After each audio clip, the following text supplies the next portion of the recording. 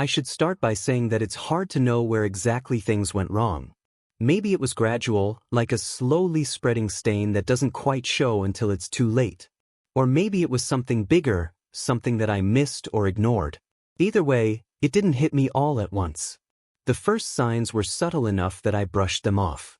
But looking back, they were there, flashing red lights that I failed to notice. It started a few months ago when Laura got the job. Before that, she worked part-time, helping me out at the shop, answering calls, and occasionally helping with the paperwork. Nothing fancy, just a quiet, steady life. But then she took the secretary position at Jeff's company. It was a step up, or at least that's what she told me. More money. A chance to work in a bigger office with more responsibilities. I wasn't thrilled at first, but I didn't argue with her. She was excited and I wanted to support her. I thought it would be a good change for both of us, and for the first few weeks, it seemed like a positive move. But soon things started to change. It was subtle at first.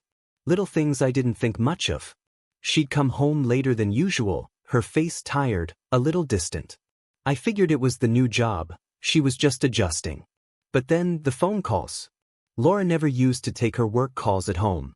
Not out of any particular rule, but just because it never felt necessary. Now, she would go off into the other room, shutting the door behind her when the phone rang. I found that odd, but I didn't think too much of it. Maybe it was some new office protocol. A week or so later, she started taking longer lunches. At first, she would just stay a bit late, grab a sandwich, or run an errand before coming home. I remember one of those evenings, I had to stay late at the shop, dealing with a broken-down engine. It wasn't unusual for me to miss dinner, but when I got home around 8, I found her texting in the living room, her expressions so tense. "I was just finishing some work," she said. But I didn't miss the way she quickly tucked the phone away when I walked in. I didn't confront her. I don't know why. Maybe I didn't want to believe it, or maybe I didn't want to disturb the fragile balance we had. But in the back of my mind, a suspicion started to form. And then came the big one, the day I decided to follow her. She had told me she had a late meeting with her boss, Jeff. She mentioned it casually, the way you mention any other work thing. But something in the way she said it didn't sit right. There was a slight hesitation in her voice, an edge I couldn't place. I felt like I had to know for sure what was going on. That evening, I told her I was staying late at the shop again. I was supposed to be finishing some paperwork, but I figured it was the perfect opportunity to follow her. I didn't have any solid evidence, just a gut feeling that gnawed at me. The first couple of hours, I just tried to keep myself busy. But by the time it was 8:30 p.m., I couldn't stand the waiting. I grabbed my jacket, locked up the shop, and hopped into the car. I had no idea where to go. I knew Laura always told me she'd be at the office when she was working late, but I never knew exactly where that was. The company was in a small building off Main Street, but the parking lot was always full of cars at night. I parked down the block, trying to stay out of sight, and waited. I had no idea how long I would be out there, but the longer I waited, the more my mind raced. Finally, I saw her. She stepped out of the building, her purse slung over her shoulder. She was laughing, not just a little chuckle, but genuinely laughing. And then I saw him. He walked beside her, matching her stride, talking with that confident, almost cocky way that made my stomach churn. They were laughing together, like they were in on some joke that only they understood. I felt a lump form in my throat. I didn't know what to make of it. Was it just friendly? Were they just colleagues? They stopped at the curb, and I saw Jeff put his hand on her shoulder. It wasn't a casual touch. It lingered for just a second too long. My heart started to race. I don't know why I stayed there, watching, but I couldn't look away. They talked for a minute, then Jeff leaned in and kissed her on the cheek. It wasn't an affectionate peck. It was too long, too intimate. Something about it felt like more than just a simple work relationship. The final nail in the coffin came when they walked to his car. Jeff opened the door for her, and I could see them talking as he drove off. I watched until they were out of sight, my hands shaking on the steering wheel. I didn't know what to do with myself when I got home. I didn't confront her right away. I couldn't. I wasn't ready for the fight, for the flood of emotions that I knew would come. But that night, when she came through the door, looking exhausted, I knew something was different. I could feel it in the air. She smiled at me, that soft, tired smile she always gave me when she came home. Hi, babe. Long day. I didn't answer right away. I just looked at her, trying to read her face, her eyes. I could see it now. There was something behind her gaze. A hardness, maybe. Or maybe it was just guilt. Where's Jeff tonight? I asked, my voice sounding much colder than I meant. Her smile faltered for just a second. What do you mean? You know what I mean, Laura. The late meetings. The long lunches. The phone calls you never let me hear. You really expect me to believe it's all work? She flinched, like I'd struck her. It's just work, Adam. You're overthinking this. But I wasn't overthinking it. I knew the truth. Or at least, I knew there was more to it. I could see it in her eyes, in the way she looked at me like I wasn't even really there anymore. She hadn't been for a long time. I saw you, I said quietly, my voice thick with the words I didn't want to say. I saw you with him. Laughing. Kissing.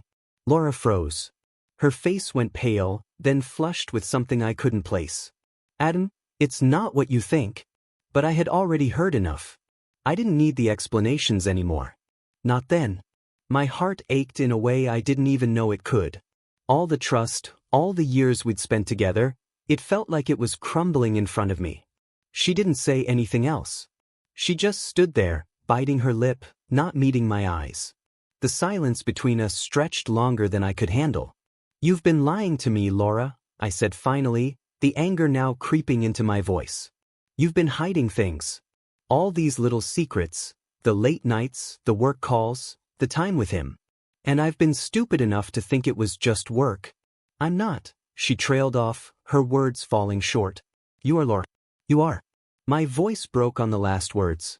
And for the first time in a long time, I felt the weight of everything we'd built together, the years, the family, the quiet moments we'd shared, all slipping away. It wasn't just the affair. It was everything that had been lost in the silence, in the slow drift apart. And I didn't know if it was salvageable anymore. She finally spoke again, quieter this time. I didn't mean for it to happen, Adam. But I don't know what I feel anymore. I didn't know what to say to that. The truth was, I didn't know what I felt either. I didn't even know if I still loved her. Everything felt broken. It's hard to describe the feeling of emptiness that took over me when Laura vanished for those few days. At first, I thought maybe she was just avoiding me, needing space to process everything that had happened. Maybe she was ashamed or confused. But then the silence stretched on. The hours turned into days and still, there was nothing. No phone calls, no texts. Nothing. She didn't even leave a note or say goodbye before she left. I waited. I called her a few times, at the office, at her cell, even tried calling her work number, but nothing. The messages I left on her voicemail went unanswered. By the second day, I was already a bundle of nerves, pacing around the shop when I wasn't fixing cars or answering calls. Every time I heard a car pull into the lot, my heart jumped, but every time, it was just another customer with a busted engine or a flat tire. It felt like I was waiting for a storm to hit, knowing it was coming, but not knowing when. I couldn't stop thinking about her. The way she'd looked at me the night I confronted her. The way her eyes had darted away from mine when I asked about Jeff. I should have known then. Something in me told me that wasn't the last time I'd be seeing him, that she was keeping something from me. But I didn't know what. And then, on the third day, the call came. It wasn't Laura. It wasn't even Jeff. It was a woman. A voice I didn't recognize, but somehow, I wasn't surprised. Is this Adam? Yeah. Who's this? This is Kathy. A friend of Laura's. Something in her voice caught my attention. There was an odd hesitation, a nervousness that only made me more suspicious. Okay, I said, trying to keep the edge from my voice. What's going on? Where's Laura? She's staying with me for a few days, Kathy replied quickly, but I could hear the tension in her tone. She's been going through some stuff, and she just needed to get away. I thought I should let you know. I felt my stomach drop. Something didn't add up. Is she okay? Is she coming home soon? I asked, my voice softer now, more cautious. She's fine, Kathy said. Just give her some time. I'll tell her you called. Before I could say anything else, the line went dead. She hung up just like that. I stood there, staring at the phone, feeling a strange mixture of relief and dread. On one hand, Laura was still alive, still out there somewhere, but on the other, why wouldn't she come home? Why wasn't she talking to me? And why hadn't she told me where she was going? It felt like something was being kept from me, like the story didn't add up. The next few days were a blur. I kept working at the shop, kept telling myself it was just a temporary thing. Laura would come back. We'd talk. Maybe we could fix things. But every time I tried to focus on the cars, on the repairs, my mind would drift back to her, to the emptiness of our house, to the silence in our bed, to the space that had grown between us. Then, on the 5th day after she disappeared, something strange happened. A car pulled into the lot, a white sedan I recognized. I had seen it parked outside my house several times in the past few weeks. The driver, a woman, stepped out and walked toward the garage with purpose. She was tall, with long, blonde hair, wearing dark sunglasses and a crisp white blouse. I didn't recognize her, but there was something familiar about her, like I had seen her before and couldn't place where. She walked right up to the counter, where I was bent over the paperwork, and cleared her throat. I looked up, startled, and immediately felt a prickle of unease. She was standing there with a confident look in her eyes, like she was sure I would know exactly who she was. "Are you Adam?" she asked, her voice smooth and calm. "Yeah, that's me," I replied, trying to sound casual, but I could feel my pulse quicken. My mind was already racing, trying to figure out why she was here and what she wanted. "I'm Amanda," she said, almost like it was supposed to mean something. She smiled briefly, then reached into her purse and pulled out a small slip of paper. "Laura asked me to give you this." I took the paper, my fingers brushing against hers for a moment, and unfolded it. It was a phone number. No note. No explanation. "Why didn't Laura just call me?" I asked, my voice a little sharper than I intended. Something about this whole situation felt off. "She's been busy. She's not really up for talking right now," Amanda said, her eyes narrowing slightly. "But she'll be in touch soon." Before I could say anything else, Amanda turned and walked back to her car without another word, leaving me standing there with more questions than answers. I couldn't get the woman, the number, or her strange behavior out of my head. Why had Laura sent her? Why not just call me herself? And why had Amanda acted so guarded when I asked about Laura? I was about to call the number right there, but I hesitated. What if it was another one of those dead-end games? What if it wasn't Laura at all? What if this was just another lie? Still, I had to know. So, later that evening after I'd closed up the shop, I called the number. It rang twice before someone picked up. A woman's voice answered, but it wasn't Laura's. It was the same voice I'd heard earlier, the one that had told me she was busy. "Hello. Is Laura there?" I asked, trying to keep my voice steady. "I'm Adam, her husband." There was a long pause on the other end of the line. "She's not available right now," the woman finally replied, her tone sharp, like she was hiding something. "But she'll be in touch." I didn't say anything for a moment. I didn't know what to make of it. My mind was spinning. The phone call, the woman in the white car, the number that didn't lead anywhere. Something wasn't right. Everything felt like it was slipping away, like I was being played. But by who? I hung up the phone, frustration bubbling up inside me. I felt like I was trapped in a maze, running in circles, and every time I thought I had a way out, it turned out to be a dead end. But one thing was clear, I wasn't going to stop looking. I couldn't. The woman in the white car, the number, they were pieces of a puzzle that I needed to finish. And no matter how much it hurt, I knew that I had to find the truth. A few days after Laura came back, things between us were awkward, to say the least. She acted like nothing had happened, like her disappearance hadn't left a hole in our lives. Every time I looked at her, it felt like I was looking at a stranger. I couldn't shake the feeling that she was still hiding something, that her absence had been more than just a vacation, as she put it. And the guilt from what I had done with Catherine weighed heavily on me. It gnawed at me every time I tried to look at Laura without seeing the truth in her eyes. But I didn't know how to confront her, not yet. I tried to keep things normal. I worked at the shop, came home for dinner, tried to talk to Laura as if we hadn't drifted so far apart. But she was distant. Every conversation felt like it was being held in some sort of bubble, both of us too afraid to burst it with the truth. Then one night as I was about to go to bed, I got a text. It was from Catherine. "We need to talk." My heart stopped. I didn't know what she wanted, or why she was reaching out after everything that had happened. Part of me wanted to ignore it. I had enough on my plate with Laura, with the mess we were already in. But another part of me felt like I had no choice. I needed to know what Catherine wanted, even if it was just to clear the air, to put some distance between the mess she and I had made. I replied, "What about?" The reply came quickly. "In person. I'll be there tomorrow." The next day, I waited. I didn't know what to expect. Catherine had already shown me a side of herself I hadn't expected. She was confident, direct, and didn't play games. But there was also something about her that made me feel like she knew exactly what I was going through, like she was as lost in her own way as I was in mine. She showed up at the shop around noon. She didn't ask for coffee or small talk. She came straight to the point. Her face was serious, her lips pressed tight as if she was gathering the courage to say something she wasn't sure I wanted to hear. "Laura's been seeing Jeff for months," she said bluntly, her voice low but steady. "I know it sounds crazy, but I've been watching it unfold. I have proof, Adam. Pictures. Texts. Everything." I froze. The words hit me like a punch to the gut. My mind raced, trying to process what she was saying. I already knew there was something off between Laura and Jeff, but hearing Catherine confirm it was like the last thread of hope I had left snapped. "I knew it," I whispered. "I knew something wasn't right." Catherine's eyes softened for a moment, as if she understood the weight of the words. "I know it's a lot, Adam. But there's more.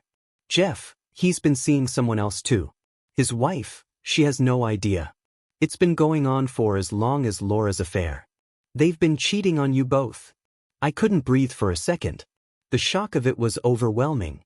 Jeff, the guy who Laura had been working with, who I'd suspected of crossing some line with her, he was just as guilty as she was. And to think that this whole thing had been going on behind my back, while I was trying to keep everything together, made me sick. The betrayal was deeper than I could have imagined. "Wait," I said, trying to clear my head. "You've been following Jeff and Laura?" Catherine nodded, her expression grim. "I didn't have a choice. I had to know. I've been where you are. I've been watching it from the sidelines, unable to do anything. But when I found out what Jeff was doing, I knew I had to step in. This isn't just about you and Laura. It's about everything." I took a deep breath, the weight of it all sinking in. "So, what now? What do we do?" Catherine looked at me with a mix of resolve and something else, something I couldn't place. "We do something about it. Together." I didn't ask her to explain. I didn't need to. In that moment, I knew what she meant. We had both been betrayed, both been dragged into something we couldn't control. But maybe, just maybe, we could take control of the end of it. We could fight back. "Are you sure about this?" I asked, my voice a little hoarse. "This isn't going to make everything worse?" "I don't think it can get worse, Adam," Catherine said softly, but her words held an edge. "We've got the proof. We've got everything we need. We're not going to let them just get away with this. They think they can destroy everything we built, but we can destroy their lies right back." I wasn't sure what had come over me, but I felt something stir inside, a desire to fight back, to make sure they didn't get away with it. Maybe it was the guilt, or maybe it was the rage that had been building up for weeks, but I knew this was the only way. If I let Laura and Jeff get away with it, I'd be complicit in my own destruction. I had to act. And if Catherine was in this with me, maybe it wasn't the worst thing after all. "We file for divorce. Both of us," I said, my voice steady now. "We use everything we have. The photos, the texts, everything." Catherine smiled, and for the first time since we'd met, it was a genuine smile, one that made me feel like I wasn't alone in this anymore. "I'm with you," she said. "But we do it right. We make sure they can't wiggle out of it. We don't give them an inch." We spent the next few hours making a plan. Catherine pulled out the photos she had taken, the screenshots of text messages between Laura and Jeff, and even a few voice memos that Jeff had sent to Laura late at night. We had enough to bring them both down. I didn't care about revenge in the classic sense. What I cared about was making sure that they couldn't just pretend everything was fine. I wanted the truth to come out. I wanted everything to burn, so there would be nothing left for them to hide behind.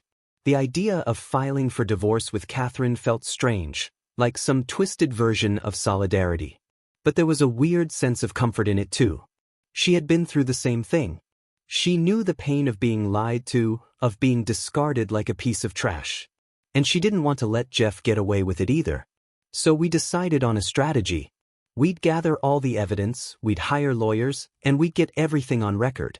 We wouldn't make a big scene, no explosive confrontations. We weren't trying to start a war. We were simply going to put an end to it, with as little drama as possible. Our objective was simple: end the relationships, secure the divorce, and move on. For the first time in weeks, I felt a sense of clarity. I had a plan. I knew what needed to be done. And though I wasn't sure what the future held, I knew that I couldn't stay in this tangled mess any longer. Catherine and I parted ways that evening with a mutual understanding. We were both scarred by what had happened, but we were both ready to take control of our lives again. As I walked back to the house, where Laura was waiting for me, I couldn't help but feel a strange sense of closure. It was like the pieces of the puzzle were finally starting to fall into place. And I was ready to make sure that everything that had been hidden in the dark would finally come into the light. Catherine and I had been meeting frequently to plan our next steps, organizing the evidence, discussing strategies, and trying to stay composed in the chaos we'd found ourselves in. But those meetings, filled with a shared purpose and mutual pain, began to feel like more than just strategy sessions. There was a tension between us, one we both felt but neither acknowledged outright. One evening, she came to the shop after hours. It had become our usual meeting spot, a quiet place where we could talk without interruption. She brought coffee, as she often did, and we sat in the small break room at the back of the garage, papers spread out across the table. As we talked, her voice softened. The conversation drifted from logistics to our personal lives, the betrayals we'd endured, the pain of discovering our spouse's lies, and the loneliness that had followed. Catherine had a way of opening up that made me feel less guarded. She understood my anger, my shame, and my guilt because she felt the same. "You deserve better, Adam," she said, her eyes locked on mine. "We both do." I nodded, her words hitting harder than I expected. "It's just hard to believe it sometimes." She reached out, her hand brushing against mine. It was a small gesture, but it felt like a floodgate breaking. I didn't pull away. Neither did she. Before I knew it, we were kissing. It wasn't planned or logical. It was impulsive, raw, and desperate. We clung to each other, both of us trying to find some kind of solace in the storm that had overtaken our lives. The papers and evidence scattered across the table were forgotten as we gave in to something that had been simmering for weeks. We didn't stop there.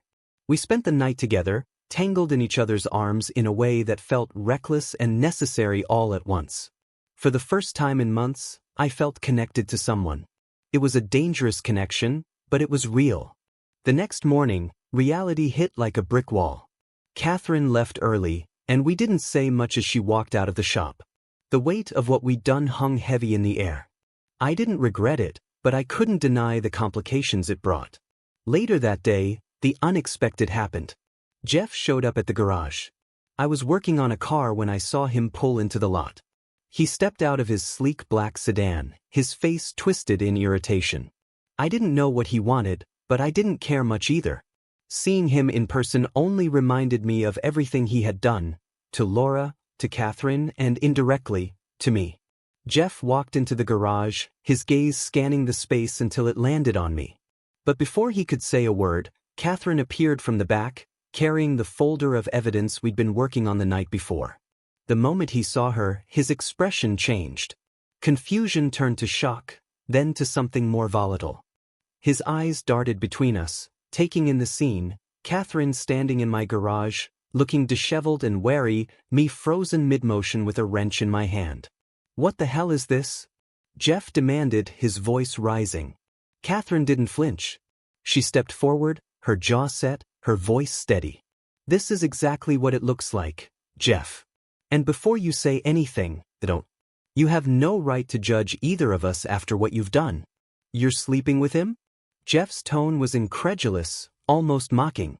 "That's rich, coming from the woman who called me a liar and a cheat. Because you are, Catherine snapped. And now you're getting a taste of your own medicine? Jeff's face reddened with anger, but I couldn't bring myself to care. I stepped between them, wiping my hands on a rag, my voice calm but firm. You don't belong here, Jeff. He laughed bitterly, shaking his head. You two are unbelievable. You think you can play the victims and then pull this stunt? Do you have any idea how this looks? I stepped closer, my voice dropping. It doesn't matter how it looks. What matters is what you and Laura did. You broke your vows. You lied, you cheated, and you left a trail of destruction in your wake. So don't stand here and try to act like the wronged party. Jeff opened his mouth to respond, but Catherine cut him off. You should go, Jeff. Unless you want the world to see exactly who you are. Her words were a clear threat, and Jeff knew it. He looked at her, then at me, his face twisting in frustration. Without another word, he turned and stormed out, slamming the door behind him. After he left, the garage was silent. Catherine and I exchanged a look, both of us shaken but resolute.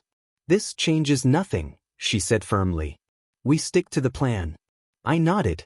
We stick to the plan. Despite the chaos Jeff's appearance had caused, we both knew there was no turning back now. We were in this together, for better or worse, and nothing, not Jeff, not Laura, not even the fallout, would stop us from seeing it through to the end.